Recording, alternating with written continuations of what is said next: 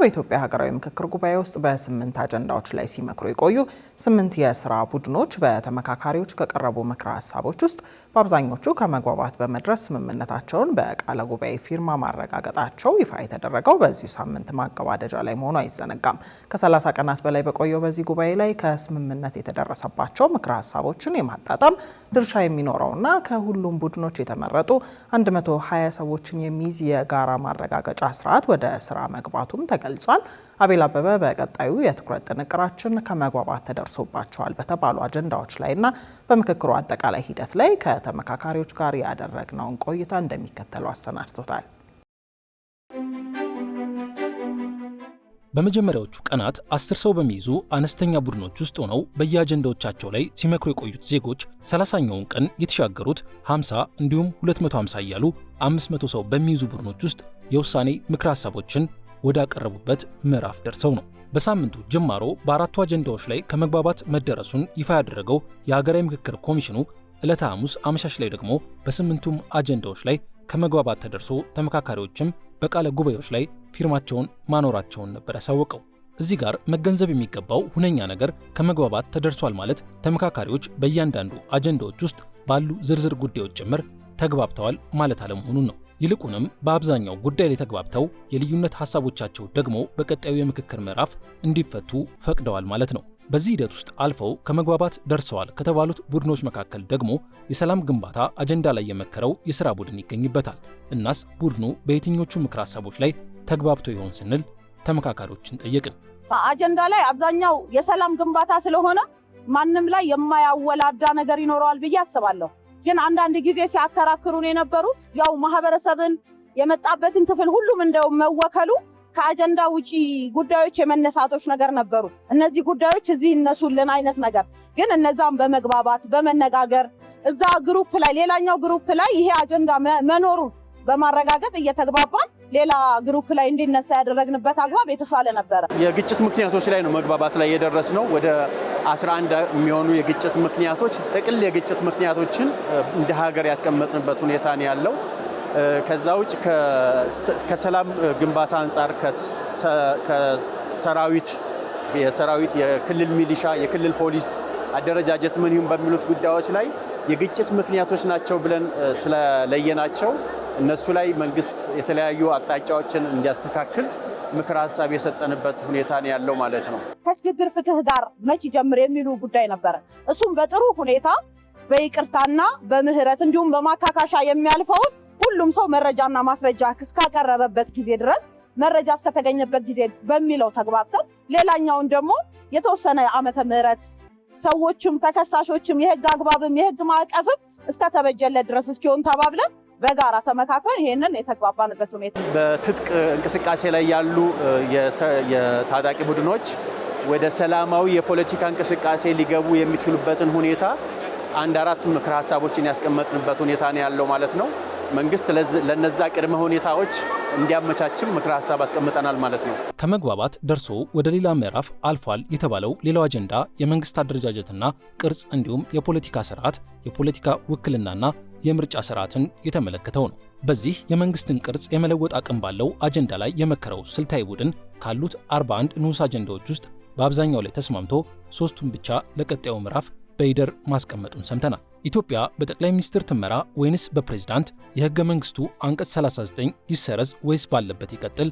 የፌዴሬሽን ምክር ቤት ውክልናስ እንዴት ይሁን? የሚሉት ጉዳዮች ከቡድኑ የምክክር አጀንዳዎች ውስጥ የሚጠቀሱ ናቸው። የጋራ አቋም ልንወስድባቸው ካልቻልንባቸው ጉዳዮች አንደኛው የመንግስት መስረታን በሚመለከት እንዴት ይሁን በፕሬዚደንሻል ኦር ፓርላሜንታሪ የሚለው ጉዳይ ነበረ።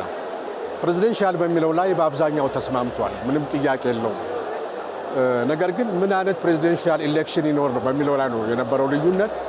ፕሬዚዳንቱ በህዝብ ይመረጥ ወይስ ፕሬዚደንቱ በፓርላማው ይመረጥ የሚል ጥያቄ ነበር። ትልቁ የነበረው ልዩነት እዛ ላይ ነው። የተወሰኑ ጥቃቅን ነገሮች የበለጠ ሞር ኢላቦሬት መሆን የሚገባቸው ነገሮች ስላሉ ይሄ ጉዳይ ወደሚቀጥለው ክፍል እንዲተላለፍ ተደርጓልና አንዱ ትልቁ ያ ነው። አንቀጽ 39 ላይ ብዙ ተወያይተናል። አንቀጽ 39 ላይ ያለው ምንድነው? የራስን እድል በራስ መወሰን እስከ መገንጠል የሚለውን ያው መገንጠል መቼም ማንኛችን ማንፈልገውን በሚል ላይ ያስቀመጥነው 100% ነው ማለት አንችልም። አንድ ሁለት ሀሳቦች ቢሆን የሚልም ሀሳቦች አሉ። ሁሉም ሙሉ ድምጽ ሊሆን አይችልም እና እነዚህ ሀሳቦችን እያስታረቅን ነው እዚህ ድረስ የደረሰው። የፌዴሬሽኑ ምክር ቤት አወቃቀሩ እንዲቀየር አሁን ያለውን የህግ መተርጎም ስራ ለህገ መንግስት ፍርድ ቤት እንዲቋቋምና ለሱ እንዲሰጥና ይሄኛው የህግ የማውጣቱን ስራ ብቻ እንዲሰራ የተባለው አለ። እሱ ላይ በምን መልኩ ይመረጥ የሚለው የተለያዩ ሀሳቦች አሉ። እነሱ አንድ ያለፉ አስተሳሰቦች ናቸው። ሁለተኛ ደግሞ ከዚህ በፊት የነበረው የፌዴሬሽን ምክር ቤት በክልሎቹ ነው የሚመረጠው። አሁንም በዛው ይቀጥል የሚሉ አሉ። በሌላ ሳይድ ደግሞ በህዝብ መመረጥ ያለበት እንደገና ደግሞ እያንዳንዱ ክልል እኩል ነንበር ያለው ሰው ብቻ መመረጥ አለበት የሚሉ ሀሳቦች አሉ። እነዚህ ሶስቱ አጀንዳዎች ላይ ነው ሁለት ወይም ሁለትና ሶስት ሀሳቦች ይዘው ያልተስማማንባቸው፣ ግን በጀነራል ሀሳቦቹ ላይ ግን ሁሉም ላይ ስምምነት አለ። ከነዚህ ቡድኖች ባሻገር የማህበራዊና ኢኮኖሚያዊ እንዲሁም የአርሶ አደሮችና የአርብቶ አደሮች ጉዳዮችን የያዘው አጀንዳ ላይ የመከረው ቡድን ከብዙ ንዑስ አጀንዳዎች ውስጥ የመሬት ባለቤትነት እንዲሁም ሳይካሄድ በመቆየቱ የህዝቦችን ፍትሃዊ ተጠቃሚነት ጎድቷል የተባለው የህዝብና ቤት ቆጠራ ጉዳይ ይገኝበታል። በሙስናና መልካም አስተዳደር ላይ ሲማከሩ የቆዩት ተመካካሪዎች ደግሞ ችግሩ በዘላቂነት እንዲፈታ ከሀገር ክህደት ጭምር ተቆጥሮ የህግ ማሻሻያ ይደረግበት የሚል ምክረ ሀሳብ አቅርበናል ነው ያሉት። የመሬት ጉዳይ እኛ በምንወያይበት አጀንዳ ውስጥ ነበረ። የመሬት ጉዳይ በኢትዮጵያ የፖለቲካ ታሪክ ውስጥ የመነጋገሪያ ጉዳይ ነበረ። ከመሬት ላራሹም ጀምሮ የግል ይሁን የመንግስት ይሁን የሚሉ ሀሳቦች ነበሩ። ስለዚህ እንደ ግሩፕ ምክረ ሀሳቡ የቀረበው የመንግስት የግል የወል ይሁን ግን ደግሞ በመዋቅራዊ ህግ ይመራ ይተዳደር የሚል ምክረ ሀሳብ ቀርቧል። ሙስና እንዲነሳ ከሀገራችን እንዲወገድ ሁሉም ሰው ይፈልጋልና በምን መልኩ የቱ ጋር ያለው ተቋማት ላይ ነው ወይስ ህግ ላይ ነው ክፍተቱ፣ አፈጻጸም ላይ ነው? እነዚህን በምናነሳበት ጊዜ ያው አንዱ ከአንዱ ሀሳብ በሚለዋወጥበት ጊዜ አንዳንድ ክፍተቶች ሊታዩ ይችላሉ። ነገር ግን መሀል ላይም የኤክስፐርቶች ገለጻም ስለነበረ ሊያቀራርቡን የሚችሉ ሀሳቦቻችን ተመሳሳይ ሆነው የቱ ጋ ነው ልዩነት የፈጠሩ የሚሉትን ነገሮች አይተን አንድ ሊያረገን በሚችሉ መልኩ አስቀምጠናል። እንግዲህ በዚህ ሂደት ውስጥ ያለፈው የሀገራዊ ምክክር ጉባኤ ስሙ በክፉም በደጉም እየተነሳም ቢሆን በምክክር ከ30 ያለፉ ቀናትን አስቆጥሯል። እነዚህ ቀናት የምክክሩ ሂደት በአንዳንድ አካላት ጫና ስር ወድቋል ከሚል አንስቶ በአወያይ እንዲሁም በባለሙያዎች ቡድንና በቃለ ጉባኤ ያዥነት የተሰየሙ ሰዎች የራሳቸውን ሀሳብ ለማካተት ግፊት እያሳደሩ ነው የሚል ቅሬታ ጭምር የቀረበባቸው ነበሩ። መሰል ቅሬታዎች ከተሳታፊ ፖለቲካ ፓርቲዎች እንዲሁም ከአንዳንድ የማህበረሰብ ክፍሎች እንደቀረቡለት ያሳወቀው ኮሚሽኑ በኮሚሽነሮች ምክር ቤት በኩል ምላሽ ለመስጠት እየሰራ እንደሆነ ያሳወቀውም በዚሁ ሳምንት አጋማሽ ነበር። ለምሳሌ እኔ አጠናቃሪ ከሆንኩ ከቃለ ጉባኤዎች የመጡት ከስብሰባ የመጡትን በሙሉ ይዤ ለ250 ወይም ለ500 በሚሆን መልኩ አጠናቅረዋለሁ እንጂ እኔ እዛ ላይ ራሴ በማጠናቀር ሂደቱ ላይ ተመካካሪ ሆኜ አልቀርብም፣ ወይም የኔ ሀሳብ እዚህ ውስጥ ይካተት ብዬ ልከራከርም አይገባም። ስለዚህ እንዲህ አይነቶች በሂደቱ ላይ ተስተዋሉ አሉ። የቀረቡትን ቅሬታዎች ከፖለቲካ ፓርቲዎቹን ከማንነት ጥያቄዎች የሀገራዊ ምክር ጉባኤው ምክር ቤቱ ከኤክስፐርቶቻችን ጋር በመሆን በትክክል እየገመገምን ያለ ነው። እንዲህ ያሉ አፋጣኝ ምላሽ የሚሹ ቅሬታዎች መኖራቸው ከኮሚሽኑ ጭምር ማረጋገጫ ቢሰጥበትም ይህ ጉዳይ ከአዳራሽ ወጥቶ ሜዳውን ማህበራዊ ትስስር ገጾች ላይ ሲያደርግ ግን ብዙ ግርታዎችን መፍጠሩ ተስተውሏል። በምክክር ውሏቸው የእጅ ስልክ የማይጠቀሙት የምክክር ጉባኤው ተሳታፊዎች ደግሞ ከስልካቸውም ሆነ ከዲጂታል ሚዲያው ጋር የሚገናኙት አመሻሹ ላይ ነው። እናስ በዲጂታሉ ሚዲያ እነሱም ሆነ የጉባኤው ሂደት እየተሳለ ያለበትን መንገድ እንዴት ታዝበውት ይሆን? መሰረታዊው ነገሩ እኮ እዚህ ስምምነት ስለሌለ ነው አገራዊ ምክክሩም የተደረገው የተለያዩ ሀሳቦች ስላሉ ነው። እሱን የዘነጋ ሀሳብ ሶሻል ሚዲያው ላይ እንሰማለን። ኮዝ አንዱን አጀንዳ ብቻ ወይ አንዳን ሀሳብ ብቻ ተይዞ ይሄ ተባለ ይባላል። በእርግጥ ነው ተብሏል። ሌላኛውም ሀሳብ ግን ተብሏል። እነዛ ሀሳቦች ወደ መካከል ቀርበው አሁን ምን ላይ ደረሱ ነው እንጂ ይሄ ሀሳብ ለምን ተነሳ የሚባል የለም። እስቲል አሁን ድረስ እንኳን አልተወሰንም፣ ውሳኔ ገና አልተሰጠም። ግን ማአት የተወሰኑ ነገሮች ሰምተናል። ለምሳሌ ተጨቃጨቁ፣ ፈረሰ፣ ጥለው ወጡ የሚሉ ነገሮች፣ ምክክሩ ቆመ፣ ተቋረጠ የሚሉ ነገሮች አሁን የለም፣ ተዘግረዋል። እንግዲህ 4000 ጉባኤተኛ እዚህ ያለ እየመከረ ነው፣ የተጨቃጨቀ ነው፣ የተከራከረ ነው፣ እየተስማማ ነው። ማይስማማበትን ሀሳብ ደግሞ በልዩነት እያስቀመጠ እየቀጠለ። ስለዚህ ያ ድምፅ እዚህ የሌለ ድምፅ ነው። ህዝቡም ከውጭ ያለው ደግሞ እንግዲህ ከዚህ ተነስቶ የሚሰጠው አካል ማን ነው? እዛ ቦታ ላይ ምን ድርሻ አለው? ኃላፊነት አለው? ይህንን ለመግለጽ ለሚዲያ ለመግለጽ ኃላፊነት አለው ወይ? ኃላፊነት ይሰማዋል ወይ ብሎ ባላንስ አድርጎ መረጃን የመቀበል ድርሻ አለው ብዬ አስባለሁ።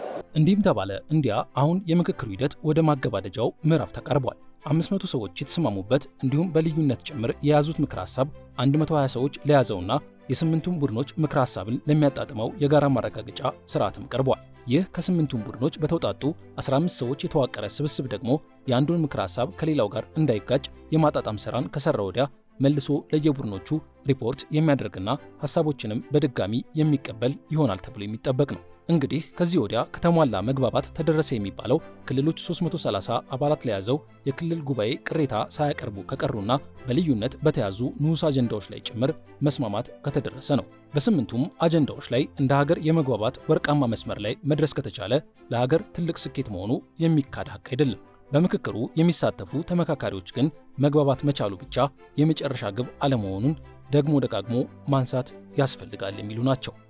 ይሄ ስብሰባም እንዲጀመር የመንግስት ፈቃድ ኑሮ ነው። ቃል የገቡትን ያከብራሉ ብለን እንጠብቃለን። ያንን ካላረጉ የሁሉ ሰው መጉላላትና የወጣው ንብረት ኪሳራ ሁሉ ከንቱ ነው። ስለዚህ ቃላቸውን እንደሚጠብቁ እርግጠኛ ሆነን ነው። አጀንዳዎች በጣም ተቀራርበዋል። የበለጠ ደግሞ ተቀራርበው ተስማምተው ነገ ጥሩ ነገር ይዘው እንዲመጡ ትውልዱ ጥሩ ነገር ይዞ የተሻለ ኑሮ እየኖረን ከዚህ በላይ ሀገራችን አድጋ እንድናይ ነው የምንፈልገው። ይህንን ደግሞ ለማስፈጸም ምን ያስፈልጋል? መዋቅር ያስፈልጋል። የተደራጀ ኦርጋናይዝድ የሆነ ጠንካራ የሆነ የተነጋገርንባቸው ነገሮች ለማስፈጸም ብቃት ያለው ኃይል ያስፈልጋል። ይህን የማደራጀት ጊዜ ይፈልጋል። እንደገና ደግሞ በቀረቡት ሀሳቦች ላይ እንደገና ተጨማሪ የሆኑ የባለሙያዎች እንትን ይፈልጋሉ። ብዙ ነገሮች አሉ። መንግስት ጋር ስላቀረብከው በሚቀጥለው ቀን ይሆናል ማለት አይደለም። ሰው ያስፈልጋል። እስከታይ ድረስ እነዚህ ነገሮች ተግባራዊ መሆናቸውን የሚቆጣጠር የሚከታተል ኃይል ያስፈልጋል። አምሹር ኮሚሽኑ በስተመጨረሻ ይሄንን መዋቅር እንዴት ሊያደርገው እንደሚችል የምንጠብቀው ይሆናል በተስፋ ብዬ አስባለሁ።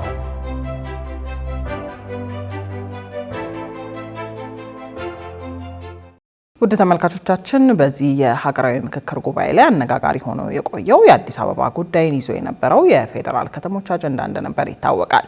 ምክክር ኮሚሽኑ አርብ አመሻሹን እንዳሳወቀው በዚህ አጀንዳ ላይ የመከረው ስልታዊ ቡድን አዲስ አበባና ድሬዳዋ በፌዴራል መንግስት ተጠሪነት ስር እንዲቀጥሉና አዲስ አበባ ራሷን በራሷ እንድታስተዳድር የሚያስችል የምክረ ሀሳብ ስምምነት መደረጉን አሳውቋል። አዲስ አበባ የኦሮሚያ ክልል መቀመጫ ትሁን የሚለው ምክረ ሀሳብ ደግሞ ከስምምነት ስላልተደረሰበት በልዩነት ተይዞ በአስማሚ ቡድን እንዲታይ ከስምምነት መደረሱንም ኮሚሽኑ ተናግሯል። በተጨማሪም ቀደም ሲል ሊነሳ የነበረው ልዩ ጥቅም የሚለው ሀረግ ቀርቶ የጋራ ጥቅም በሚል እንዲተካ ከስምምነት ተደርሷል ነው የተባለው። ኮሚሽኑ አክሎም ይህ ሂደት በ500 ሰዎች የተከናወነና ገና በኮሚቴዎች እንዲሁም በ4000 ሰዎች ምልአተ ጉባኤ የሚወሰን በመሆኑ የመጨረሻ ውሳኔ ተደርጎ መወሰድ የለበትም ነው ያለው።